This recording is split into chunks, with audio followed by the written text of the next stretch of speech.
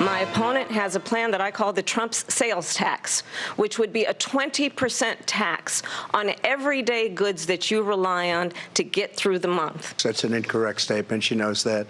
We're doing tariffs on other countries. Other countries are going to finally, after 75 years, pay us back for all that we've done for the world. The economy here. You saw it here just moments ago. Tonight's high-stakes debate wrapped up in Philadelphia. Of course, this is a crucial night for both former President Donald Trump and Vice President Kamala Harris in front of likely what is their largest audience ahead of the election. Polls show an extremely tight race, making the debate even more important to undecided voters. Thanks so much for joining us. In just a few minutes, we'll go live to Philadelphia with NBC's Alice Barr, who will have more on the key points discussed. But first, our Bryant McCrae went to several watch parties across Northeast Ohio tonight. Joined us now live from Baldwin Wallace College. Bryant, I understand you spoke with voters before the debate. What did they say? Yeah, good evening, Russ and Leaner. Voters who I spoke with say they're hopeful that tonight's debate will cement who they will vote for come the election this November. Tuesday, hours before the presidential debate between Vice President Kamala Harris and former President Donald Trump, dozens gathering at Mount Sinai Baptist Church for a nonpartisan debate watch party. We are not here for any candidate. We are here to, one, have dinner, fellowship one with another, and talk about really our overall strategic plan as it relates to engaging and mobilizing our community. Event organizer Meredith M. Turner says Tuesday's watch party is about staying informed about the issues on the ballot. You know, how are these candidates' policies going to affect our day-to-day life? So it's nonpartisan because, again, we're not here supporting any candidate. We're just here to get the facts, be educated, and informed. The event attracting voters who say they're keeping an open mind about Tuesday's historic debate. I like to hear other people's opinions. I like to see if maybe they can sway me on different points.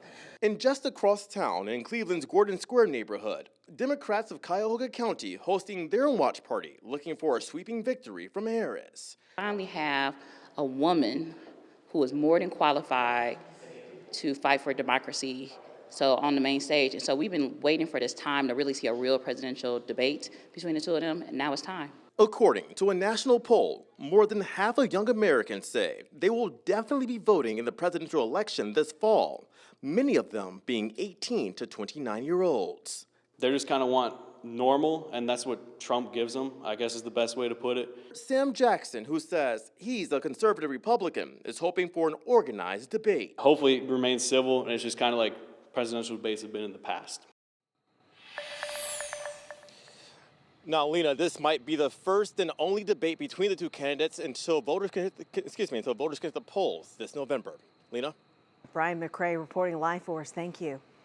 And now let's get the highlights of tonight's debate. NBC's Alice Barr has the latest from Philadelphia. Kamala Harris. Tonight, a presidential pivot point. Former President Trump and Vice President Harris shaking hands in their first ever meeting, sparring over key issues, none more pressing than the economy. We've had a terrible economy because we have inflation like very few people have ever seen before. The vice president pressed on her changing policy position since her 2019 run for the White House. My values have not changed. I will not ban fracking.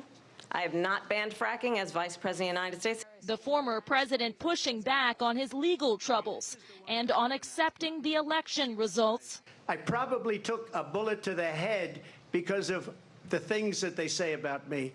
Former President Trump on the attack over immigration and the border. They have, and she has, destroyed our country with policy that's insane. Donald Trump got on the phone, called up some folks in Congress and said, kill the bill. He'd prefer to run on a problem instead of fixing a problem. Vice President Harris blaming Mr. Trump for restrictions on reproductive rights, questions on his shifting stance. Donald Trump hand-selected 3 members of the United States Supreme Court with the intention that they would undo the protections of Roe v. Wade.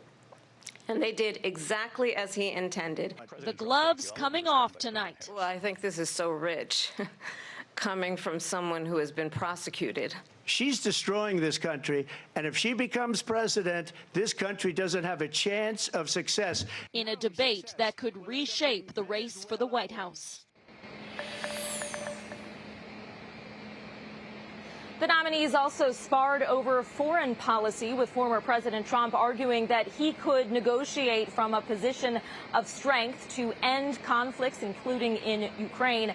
Vice President Harris shot back that the only way he would quickly wrap up that conflict, have influence over that, is if he allowed Russia to win.